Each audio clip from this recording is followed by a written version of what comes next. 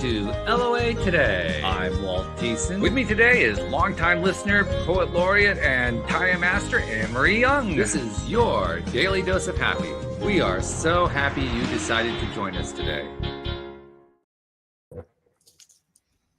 And as we start the broadcast this week, I'm finding myself once again, for the umpteenth time in my life, being taught humility by technology. And by my inability to understand, despite my background and my tremendous knowledge of it, why it is that it doesn't behave the way I want it to, which I guess puts me in with the rest of the population, doesn't it?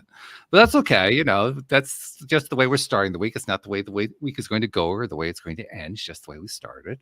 Anne-Marie, first of all, I'm glad we were able to connect after all the little glitches. Me too. Right?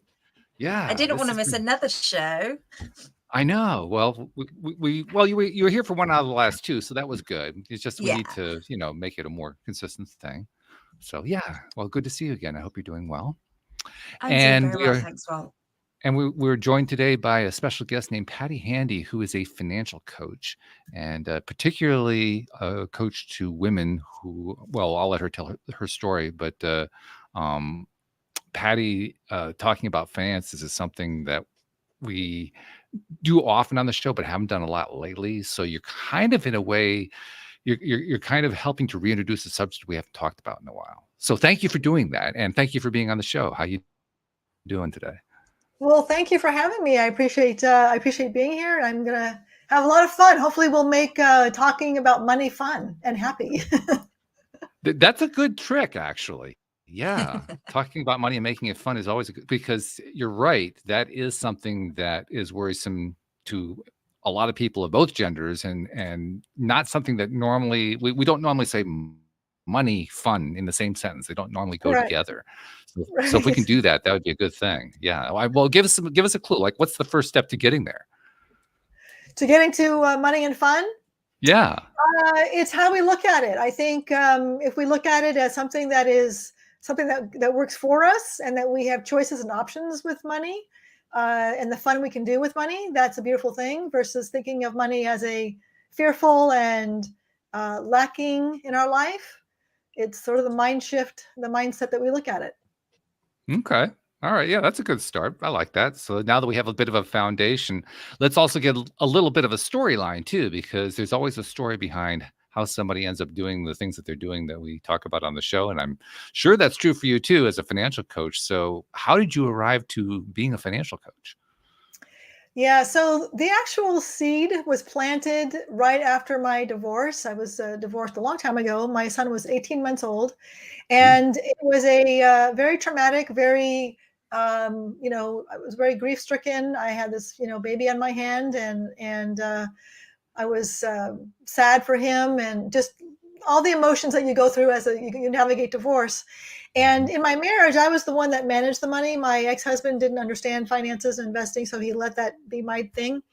And I had this weird download. I remember one day, probably a month or so after my divorce, I was just sobbing in a fetal position, and I had this weird kind of God wink that the download was, you're going to be okay. You know how to manage your money. And it was the most oddest thing, because I wasn't thinking about money. I was thinking about my son. I was thinking about just navigating life and all the stuff you go through.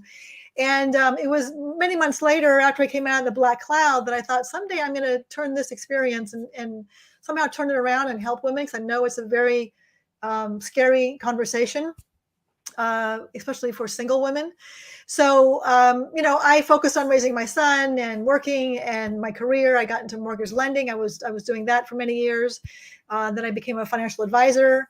And while I was a financial advisor and a mortgage advisor, I spoke with many women who came across my desk, and many of whom were divorced or widowed or single. And there was a very common theme of, I'm ashamed, I'm embarrassed, this is overwhelming to me, I'm afraid of, I don't know what I'm doing, I don't know where to start. And I heard this over and over and over again. So I left my firm last year, actually, and decided to go out on my own and do financial coaching. So that's the high level short version.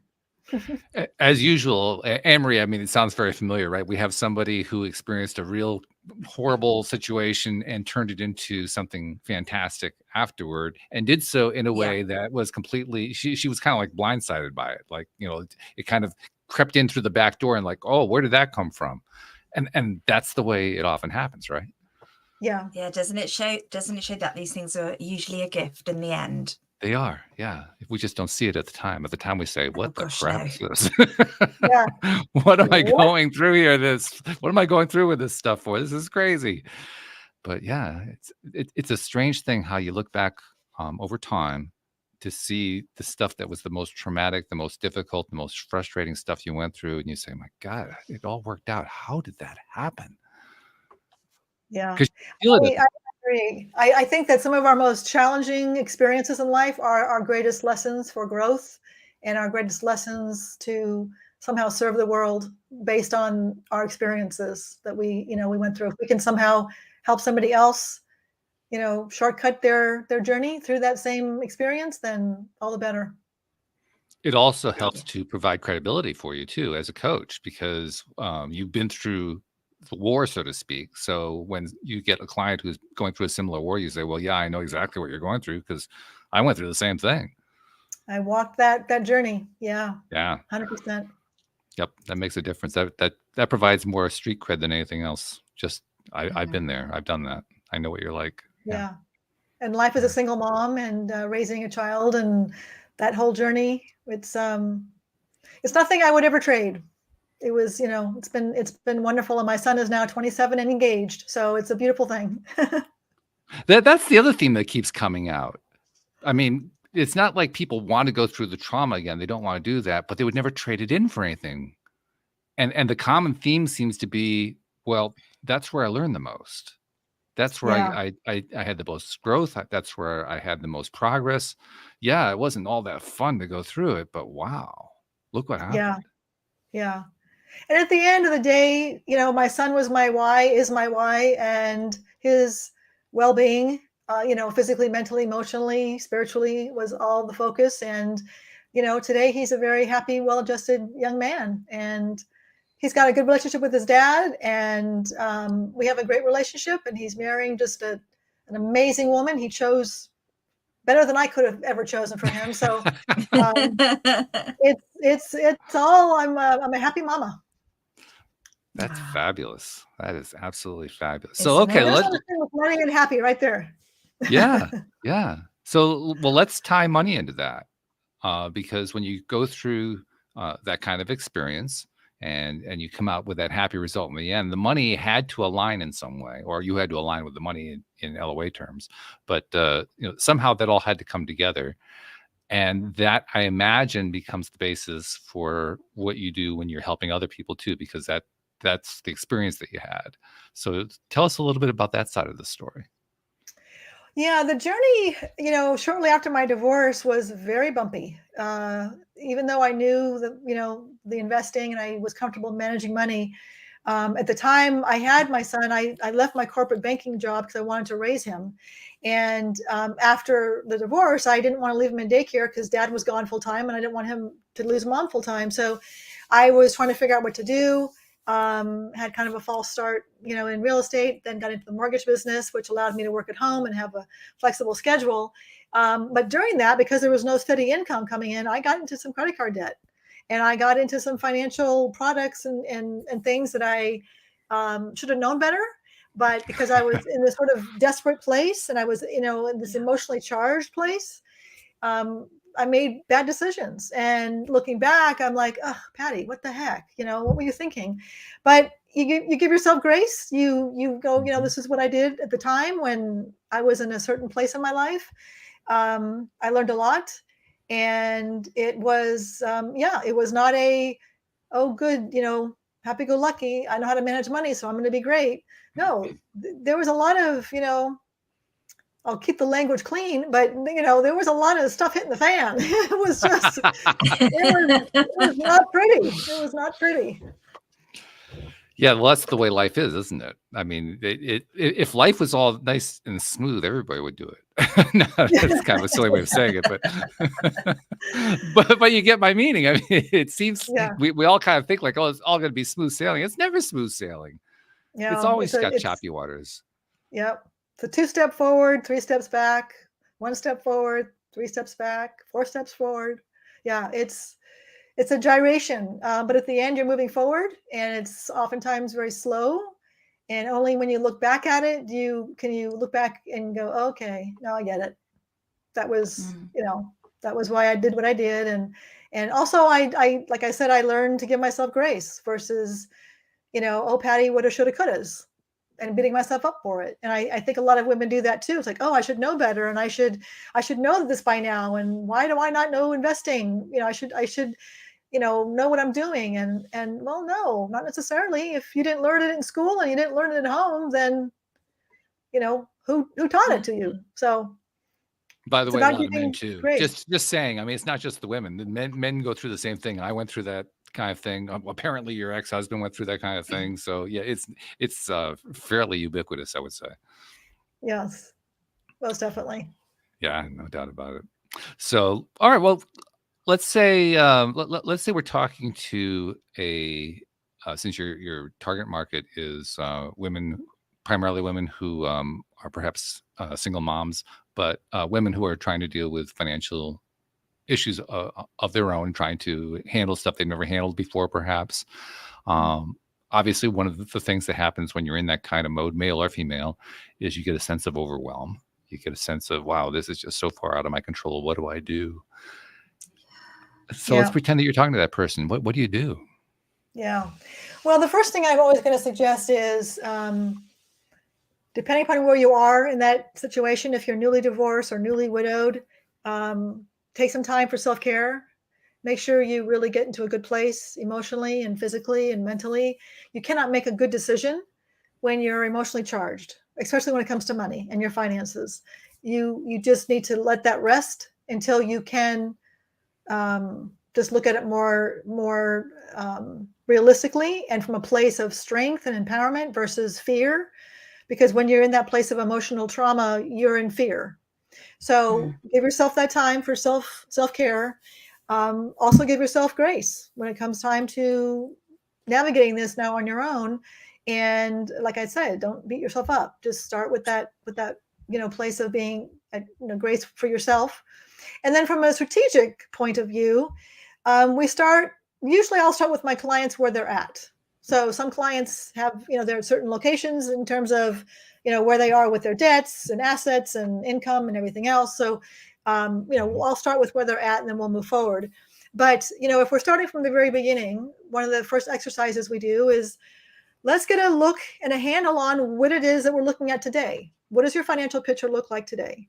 So from a place of cash flow, what's coming in and what's going out. We need to get a really good idea of what money is going out, whether that's creating a budget or looking at your existing budget.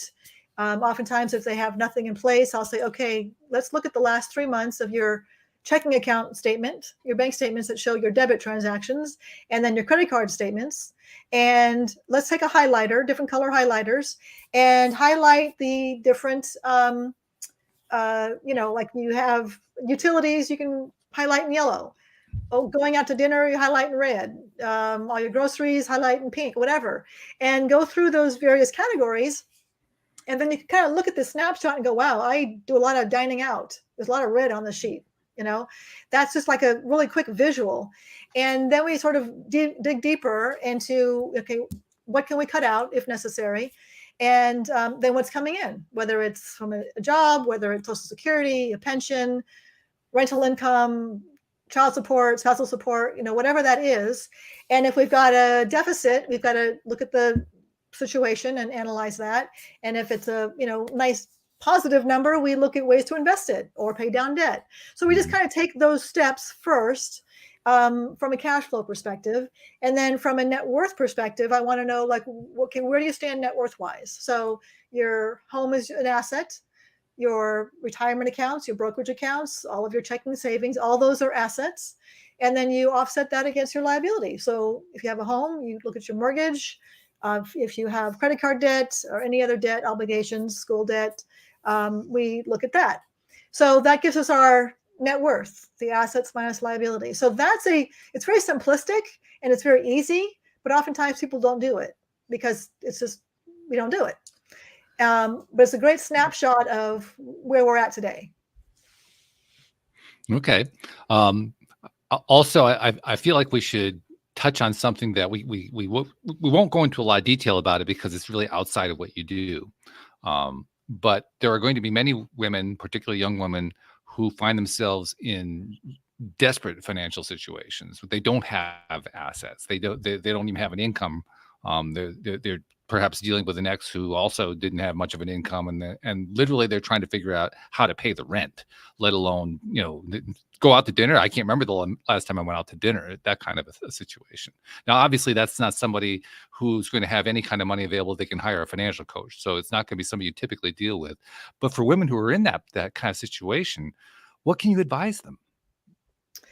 Yeah, I would look at resources, and there are a lot of resources out there that they can get help from, nonprofits and social sources that they can get help from in terms of getting some cash flow to help pay utilities, help pay for groceries, and we'll look at ways to okay, let's look at your skills, your talents, your gifts, and how we can use those to find a job, and how we can get job ready, and how we can get interview ready, and start to explore our network, explore ways that we can reach out to people and find that job, find that resource. And there's so many things out there. There's women's groups that you can get beautiful clothing, suits for interviews, and there's a lot of opportunities out there. So oftentimes we'll suggest, and there's an organization out here where I live actually that focuses on that. It's called Single Mothers Outreach, and it's basically for those ladies who were they're in trying times, and they've had to move in with their parents or move in with friends or whatnot. And I always remind them it's just this is not their life forever. This is a snapshot in time, and it kind of just like don't think of this as like forever. This is just a speed bump, and we will work past this. So it's important to not get stuck in that place of, oh my gosh, this is my life forever, because you lose hope. And if you lose hope, it really gets challenging. And it's so easy to lose hope in a situation like that. Sure. Absolutely. And some of those were domestic violence. It's you're coming out of some pretty trying circumstances. So seek the help that you can from these outside sources, and really take advantage of those things. And all these are typically, there's no cost. So just do the homework and find the resources because they're out there. Probably another challenge for some people is being willing to ask for help too, especially if you're in a situation like that. You can feel a lot of shame, you can feel a lot of self-doubt and so forth, and it can actually hold you back. Yeah, there's definitely that. I think that from what I've seen, the moms, especially with kids, because they have this responsibility and their babies are their everything, they get past that. They want to protect their kids at all costs, and Mama Bear comes out. Yes. And Mama Bear does what Mama Bear has to do, and leaves the ego at the door.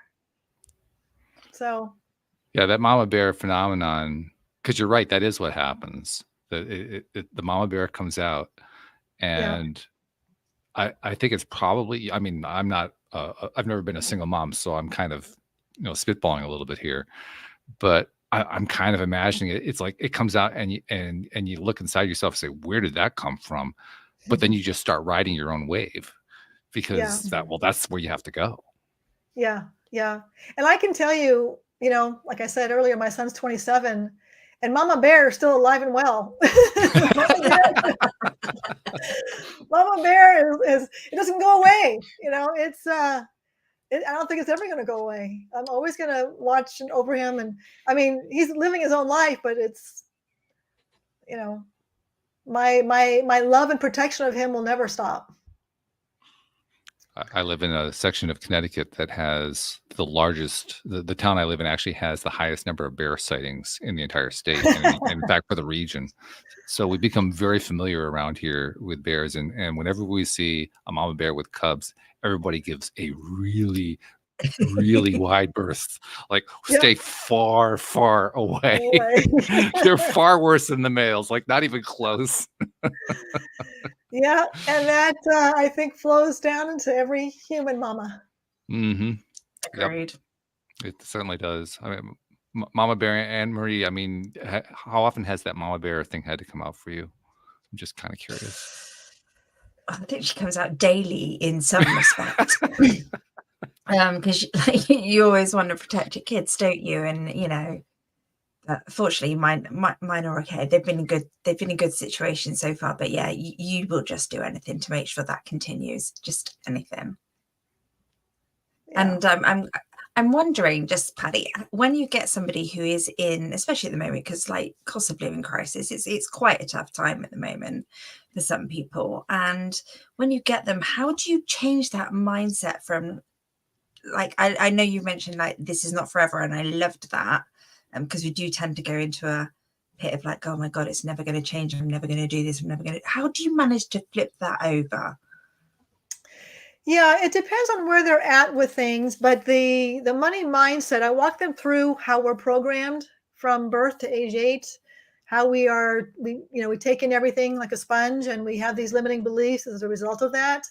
And then our thoughts come out from those beliefs, and then our actions, and then our results. So we will learn about what limiting beliefs are playing in their subconscious mind, and we will start to poke holes and show that these are not true. They're just limiting beliefs that we learned from ancestors, and no shame to our parents or grandparents or anyone else. It's just, we are going to prove that wrong. It's not true that rich people are greedy. That's not a true statement. And if you heard that growing up, that's got to be broken. So we start with understanding their mindset, their money story, and then we work on, sort of slowly changing it. And I always say it's like moving the Titanic. Doesn't happen quickly. It's a very slow process, and most likely a forever process. I mean, I'm still moving my Titanic. We're all still learning, to look at life differently. And we have situations that will, kick us back. And then we're like, oh, no, I'm being mindful of that. That's not the way it is. And then let's kick back up. So it's a combination of, there's the inner child work, there's breath work, there's energy work, there is hypnosis, there is affirmations, there's understanding the power of your thoughts. There's so many things that we look at that will help us kind of reprogram and reshift. And first and foremost, it's just being mindful and aware of what those belief systems are. And the most important thing is that the past does not dictate the future. If you came from a certain situation in the past, this does not mean your future is destined to this way forever. So that creates, there's a lot more to it, but that creates the foundation to understanding the starting point to change. Incredible. There's so much there. Yeah. There's a lot to unpack. I think she just gave us the next 40 minutes of the show right there, actually, and probably another few hours after that. Yeah, this conversation is a very big one, and the power of the subconscious mind and how it plays a part in our world. That's a full show in itself. It is. Yeah. It also, I was going to ask a question before Anne-Marie came out with that really great question, and you answered it. You didn't do it deliberately, but you answered the question before I even asked it, which is the question that came out of the comment you made earlier. You said earlier that you really worked on making sure you didn't beat yourself up when things didn't go right. That's a skill set right there. 100%. Because let's be perfectly honest. And I know this I do know from my personal experience. We are really good at beating the crap out of ourselves. Oh yeah. And we get better at it over time, which is a heck of a thing. Yeah. Our self-talk is so amazing. It's so important to and I you might laugh, but I do walk around and I'll talk to myself. It's I call it a meeting because I'm self-employed. And it's, it's a situation where I am having that self-talk with myself, and it's positive. I am just calibrating whatever's happening in that day. And it's, whether it's um, every day and every way I'm getting better. And you just say it over and over again. Every day and every way I'm getting better. Every day and every way I'm getting better. Whether that's physically, mentally, emotionally, spiritually, financially, whatever that is, right? I know Bob Proctor was a big proponent of the affirmation of I am so happy and grateful for, and then whatever it is that that you want to attract. So speaking in those terms, and being proactive with that is really important. I have to share something really sweet with you. My son will kill me for sharing this, but oh well. We won't tell him. I'm not sure he'll be listening, but whatever. So one of the things that I had from one of my coaches was to put a Post-it on my bathroom mirror that said, I love you. And so every morning I just say that to myself. I love you. I love you. I look at myself in the mirror, and you just say that to yourself. And that's just part of that self-talk. And I came into my bathroom, this was like weeks after, and my son wrote underneath the Post-it, so do I. Aw. That's so great. cute. Oh my gosh. I was just adorable. And I melted. I just absolutely melted. So needless to say, I've saved that Post-it. That will never be gone. But that's just, again, that self-talk. It's just so important to stay in that positive, hopeful environment. That just helps you attract that, because you are, you are where your attention is. You will bring forth what you focus on. Yeah, very true. And reminding yourself every step of the way, like you said earlier, this is how did you describe it? Moving the Titanic. This is something that happens slowly over time. It doesn't shift immediately. It isn't a case of, well, I'm going to start saying these affirmations to myself and my whole momentum is going to shift. Well, it doesn't really usually play that way. If that was the case, there would really be a lot of very happy people in the world. That's right. Yeah, it'd be really simple, wouldn't it? Yeah. Yeah. Yeah, personal development does tend to be a lifetime thing, doesn't it? It's not a quick fix. 100%. I think the journey of learning takes you to the end of life, for sure. One of the other themes that often gets discussed here on the show, and I'm curious to hear what your take is, because I'm pretty sure I know what it's going to be, but I want to hear it anyway, is that our financial lives are really a subset of our lives overall, and that the things that we need to do in our financial lives to make change are the same as the things we have to make in our overall lives. And I'm wondering if you believe that statement is true. Yeah, it kind of comes back to that limiting belief theory. So if we are of the mindset that we come from lack and scarcity and low self-worth, that's going to affect how we potentially eat and take care of our body and exercise. So our health is then affected. It might take like your self-worth is affecting your relationships with finding a partner or finding a job that you want, or, so many things in life. So yes, having that place of feeling empowered, feeling confident. And I mean, we all ebb and flow. It's not like we're going to walk out in the world and just be this powerhouse, right? We all ebb and flow, but understanding and being mindful of that will help us understand some of those dynamics that are at play in life. So when we look at things and we realize, you know what, I don't really like the situation at work, or I don't like the way I'm being treated by this person. What has to happen? I got to set boundaries. I've got to speak up. I've got to use my voice. I've got whatever it is that we have to do. Same with our finances. I don't like the way things are right now. Okay, what do I need to do? I need to sit down and look at my numbers. I've got to face the facts and look at the situation. So let's take a look at where we're at right now and go through our budget. Let's look at investing. If I don't know investing, I'm going to learn. Where can I learn how to invest? Who can teach me? So it's just taking those steps, taking those proactive steps whether it's, again, your finances or your health. Compared to health, you can't go to the gym and lift weights for a couple of weeks and think, well, gosh, I'm still 100 pounds overweight. What the heck? Why aren't I losing my weight? I've been going to the gym for 2 weeks, right? It's like, it doesn't happen that way. Eating well and fitness is a lifelong journey. You need to continue to exercise and continue to stay well to be fit, regardless of weight. It's just to be fit and to keep your body healthy, right? So same with money. You've got to just be on it, and just for financial fitness, really. And what you're saying there also reminds me, these things, not only do they overlap in the sense that the basic principles that apply to improving our financial situation is also what applies to the rest of our lives, but also if I look at what I call the big three being money, relationships, health, those are like the three general categories that most people are most often concerned with, one way or some combination of that. When when the problems start to overlap, then it becomes even more challenging. So, for example, somebody who has a recurring chronic health condition, it's debilitating perhaps, then dealing with a financial issue becomes even harder, because I mean, it's one thing if you're in fairly good health and you're able to use something like affirmations or going to the gym to do exercise or whatever, and you get at least a short-term relative boost and like, oh yeah, I'm feeling good. This is all right. I'm on track here. I'm ready to go. I'm ready to take the next step.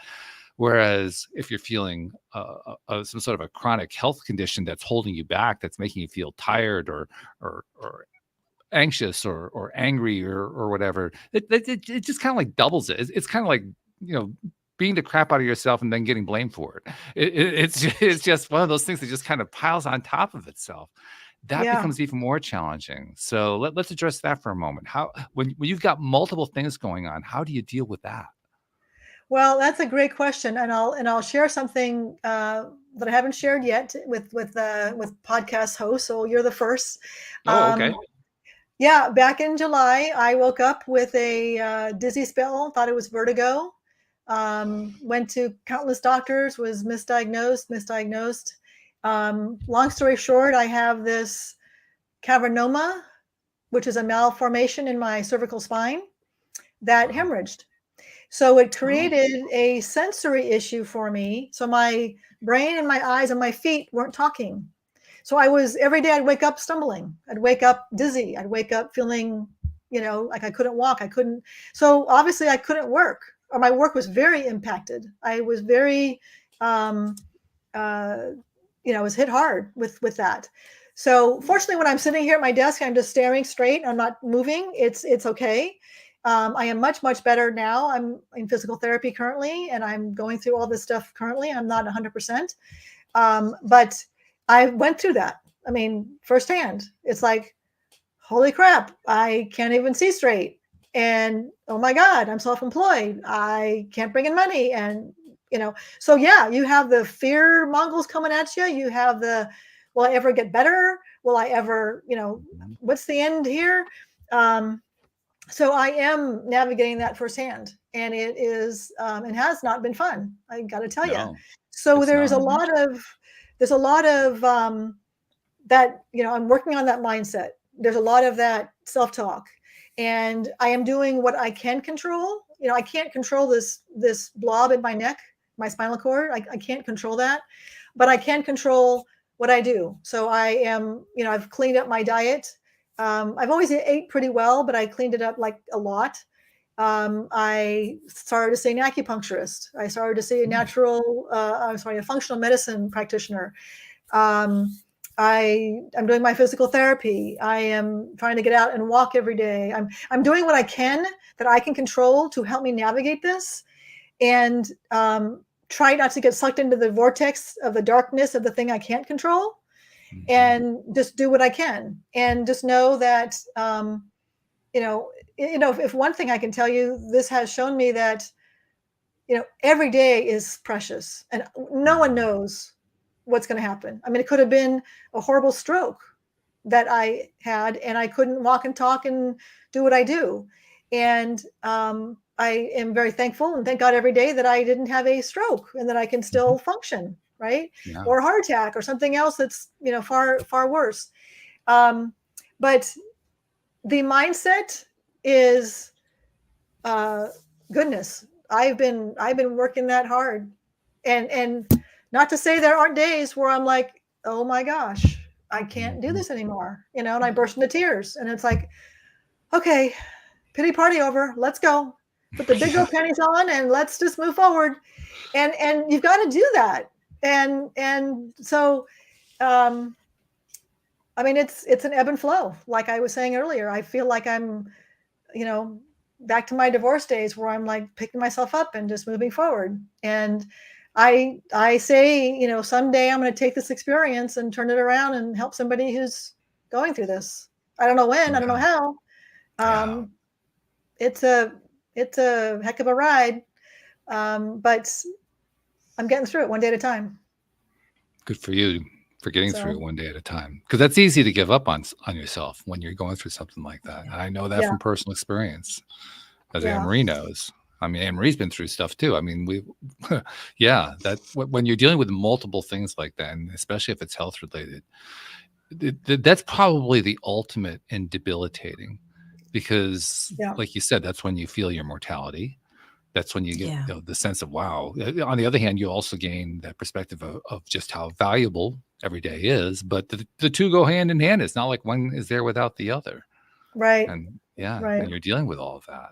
So yeah. So congratulations on dealing with it as well as you're dealing with it. Yeah. Well, some days are better than others, but thanks. Yeah.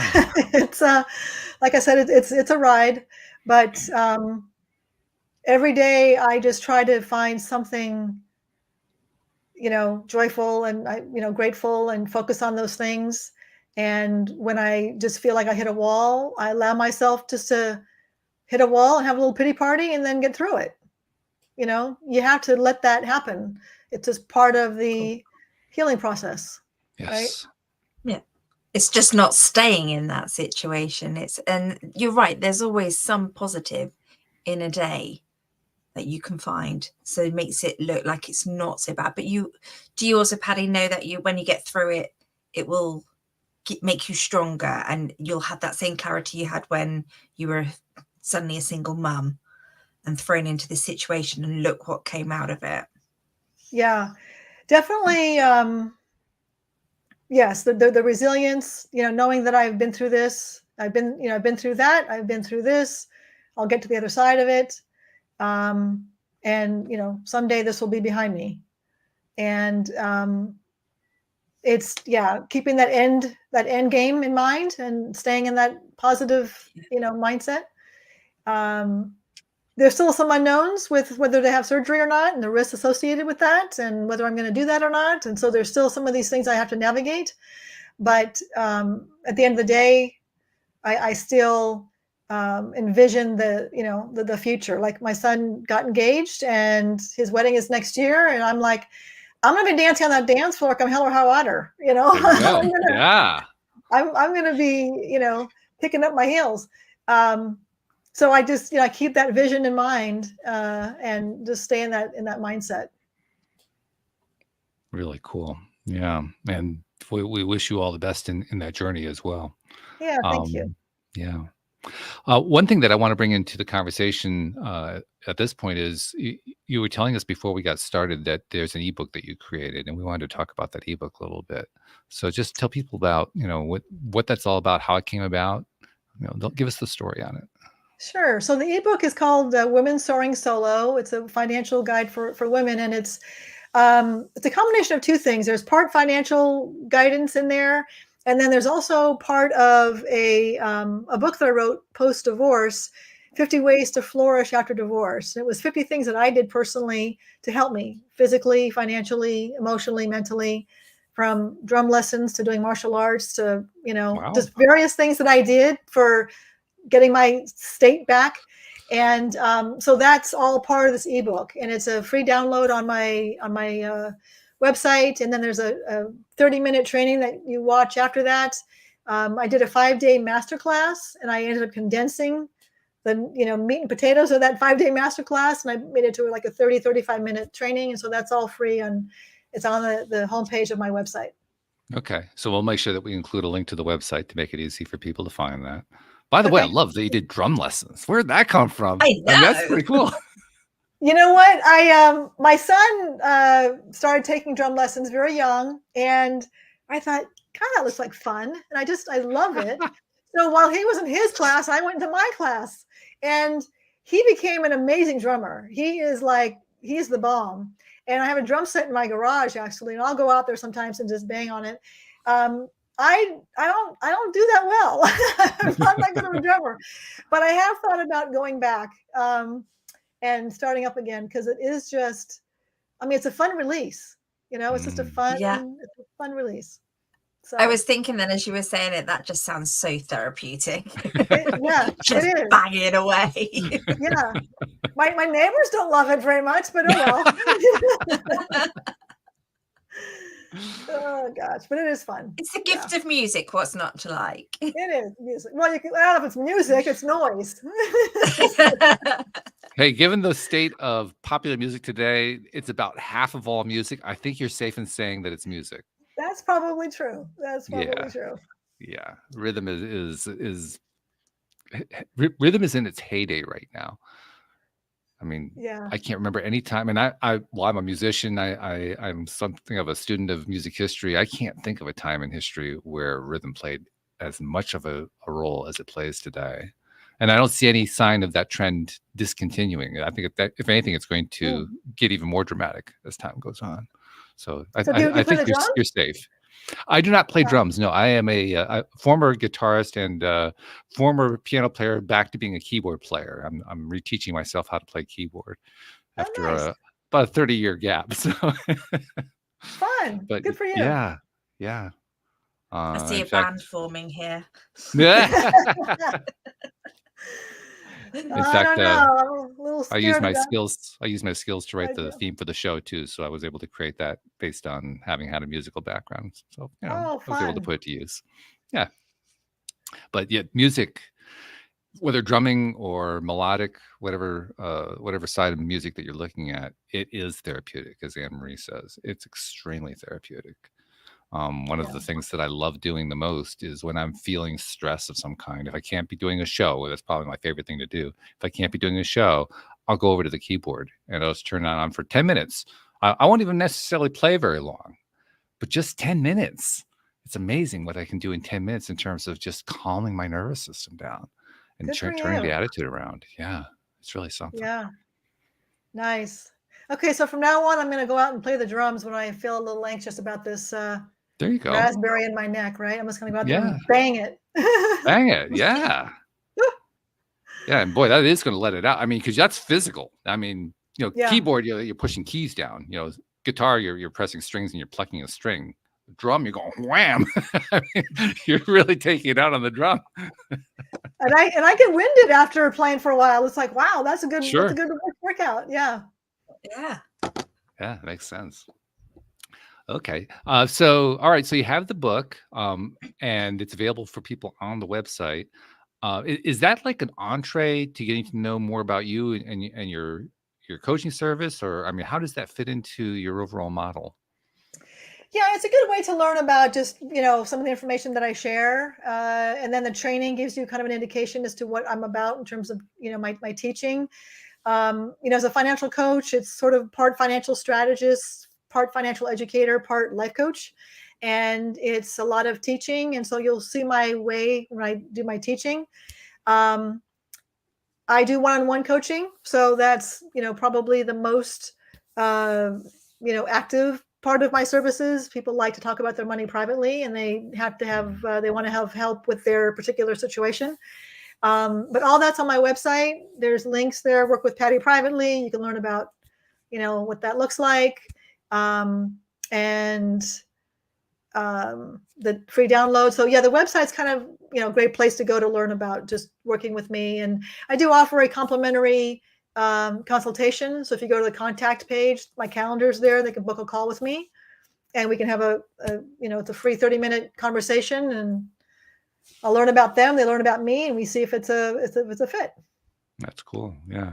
When you said one-on-one, I thought about that for a second, and I realized this is probably, you're right. It's probably one of those fields where you really can't do group coaching. It's the one thing that somebody does not want to talk about in a group is what their financial situation is. So that There totally makes is, sense.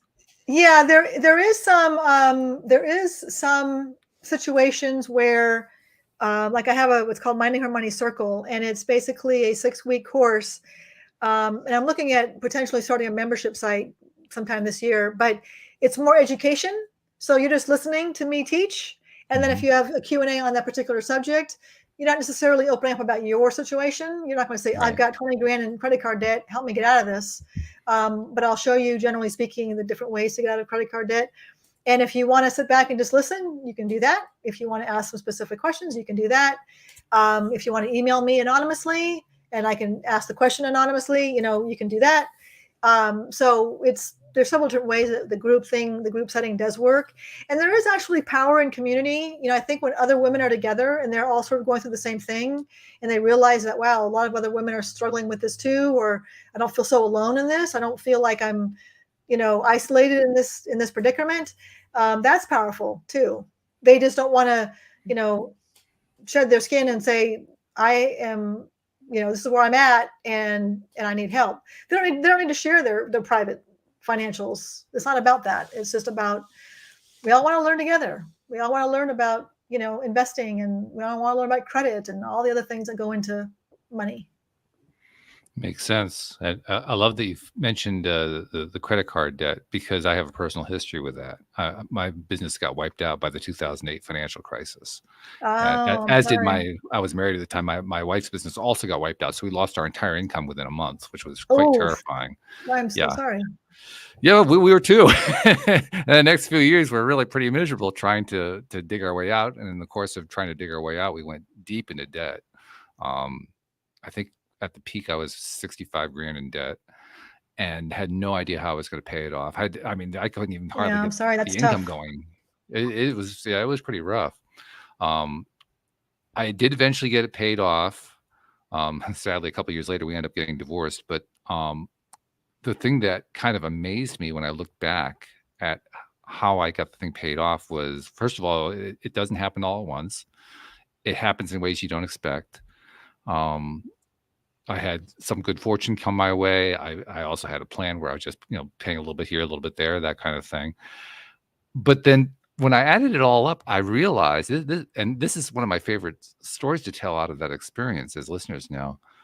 There was about 20-25% of it I couldn't account for. Like, how did I pay that off? Especially since I paid it off in the midst of the pandemic. I mean, 2021 was the last year that we paid everything off. And it was our worst year financially. Like, how did we do that? And I couldn't understand it. It took months for me to figure out what happened. And I finally figured it out. During the pandemic, we weren't doing anything. We weren't spending any money on anything. So I had money to pay off the debt with. And I hadn't made the connection. I didn't realize how much we had been spending on just stuff to go, have fun or go do something. It really does add up. And it took the Yeah, pandemic to kind of point out to me, that's how you get there.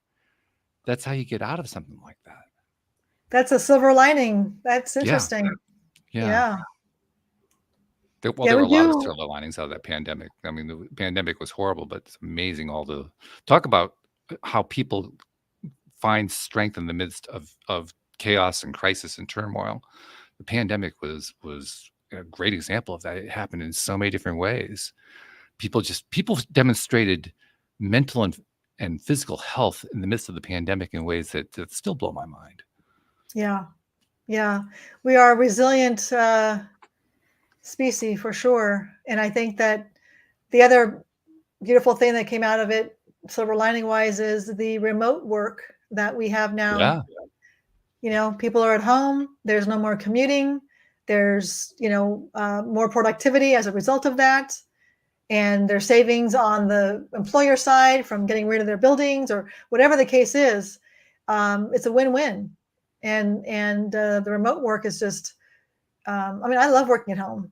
It's just, and I'm far more productive than, I'd be in an office setting where you get interrupted by people talking, or probably someone goes in your office and they want to have a conversation about something, and it's like, 20 minutes later you're trying to get back to work. And so anyways, it's, a lot of silver linings to the pandemic, and a lot of very, heart-wrenching stories, no less. But Oh, yes.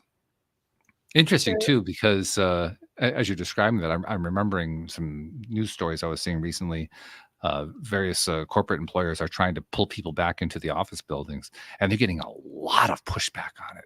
Far more than they would have gotten before the pandemic. People would have said, "Oh yeah, okay." Now it's like, no way, not happening. I mean, it's an entirely different dialogue from what it was, 5 years ago. Yeah, Really 100%. Yeah. And the thing is, if they've been doing it for a year or two and everything is being productive and everyone's doing great, why do I have to come back into the office? If I'm not getting my job done, that's one story. But if I'm getting everything done and you're happy with it and clients are happy, or whatever the circumstances are, why do you want to see my face? What's the deal? I mean, I'm a hybrid worker. I do go into the office, and recently we've been told if we could go in a day a week, which I was already doing. And sometimes I really have to force myself to go into the office. But actually, when I get there, I remember it's actually pretty cool, and I get to see people I don't normally see, and I hear things which relate to my work, and I can go and find people quicker. So there is the benefits. But yeah, I think working from home, just having that option now to do maybe a bit of both, is something I couldn't imagine going to work every day. Yeah. I like the hybrid too, because like you said, we are all humans and we like that interaction, that community. But yeah, 9 to 5 every day. And the commute and everything every day would just, it's a lot. I don't know how I did it. Yeah. I mean, you're probably, what's your commute to work?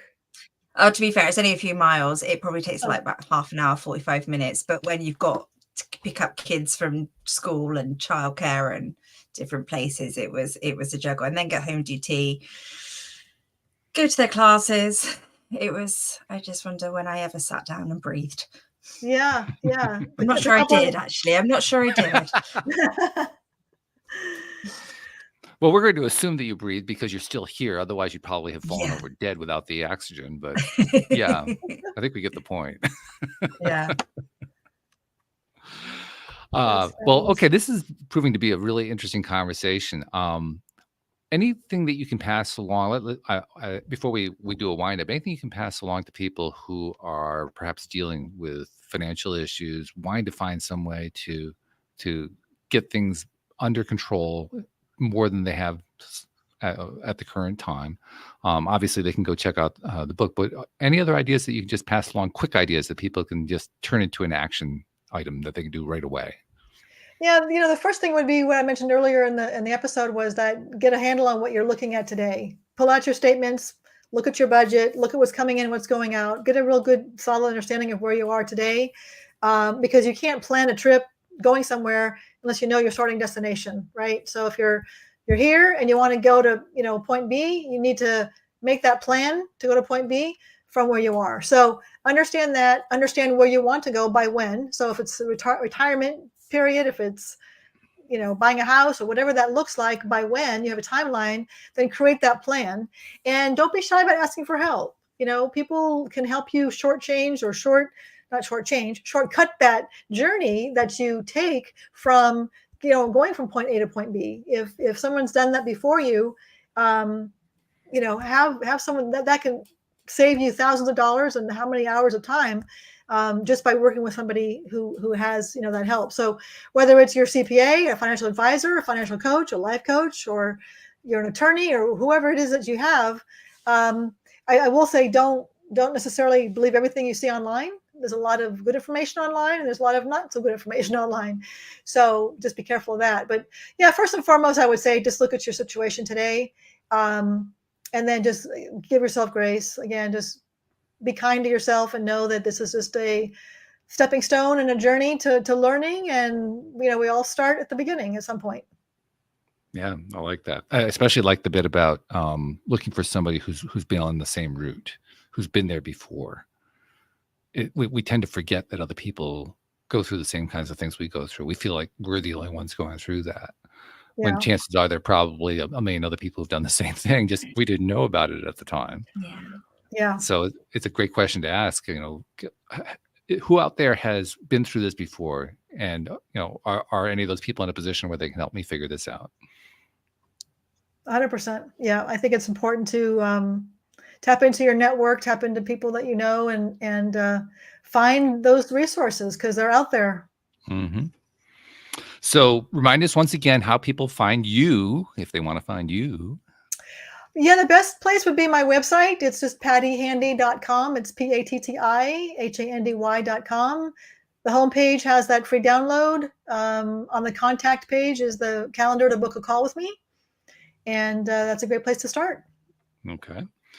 Something that I make it a practice to do now that I want to do with you, you like so many people who come onto the show, you became a giver. You found a way you wanted to give back to others because you learned stuff along the way that you knew would be valuable to others. So you do this podcast. You've done, I don't know how many podcasts you've done, but it sounds like quite a few just the way you expressed it earlier. So I'm guessing it's a large number. Probably also the social media posts. I don't know if you blog, but there's a number of different ways that you've been putting information out there. And it occurred to me a couple of years ago that we have a tendency, especially those of us who are trying to give back in this way, we have a tendency to put the stuff out and not get appreciated by the people who consume that information. We kind of assume, well, that's just part of the process. But no. We should be appreciated for that. So on behalf of those people you've never met, you've never seen, who have been consuming that content from you, thank you for what you're doing, because you're making a difference in this world. Oh, thank you. I appreciate that. That's very kind. Yeah, it is hard to to know what is being, absorbed out there in the world. But yeah, I appreciate that. Thank you. You're quite welcome. So finally, as always, I always go to my co-host, Anne-Marie in this case, because my co-hosts, one of the things that all my co-hosts have in common is they have this tremendous ability to take an entire hour's conversation and tie it all together and show us what the unifying theme is that becomes the takeaway for the show. And Anne-Marie is one of the best at that. So Anne-Marie, what's your takeaway today? What's the one thing that you're saying? Yeah, that's what is sticking in my mind. I think for me this week, Walt, is that Patti has come in. She's described people when they're just divorced or, single parents, life-changing stuff, and financial problems can be very hard to get out of. And I think Patti's given us some very beautiful and achievable actions to do to make these bite-sized things to make life a bit better. So just put one foot in front of each other, in front of each other, and then make that difference. Look forward. And if not, go drumming in the garage. There you go. See, there's the surprise part of the kit right there. You have a kit. You have a drum kit as part of the kit, so that when you're dealing with when the crap is hitting the fan, you just can't take it anymore. You go bang a drum a few times. Go bang a drum in my garage. Yeah, I love it. That's fabulous. Well, Patti, thank you so much for joining us. Thank you for sharing your story. Thank you stories, both. I should say. Yeah, I appreciate you having me on the show. Thank you both. Oh, we're very glad that you were here, and thank you once again also for reintroducing a topic we haven't talked about in a while, because finances are a big part of what drives us in our life, but we have a tendency to forget about that sometimes. So thank you for reintroducing the topic. We appreciate that. Of course. Hopefully we help somebody today. I think you can bet on it. That's one thing that always happens with every episode. There's somebody out there who needed to hear some key piece of the message today, and you helped deliver that. So thank you for that. Wonderful. And thank you, Anne-Marie, as usual. Well, we got 2 out of 3 now, so we just got to get this pattern going. Got to make sure we're doing it every single week, where you get the link. We'll include you in the conversation. Yeah, we'll make sure it keeps going. But yeah, thanks for being here. We really appreciate you too. Oh, absolutely, my pleasure. And thank you to our podcast listeners everywhere. We will see you all next time here on LOA Today. Goodbye, everybody.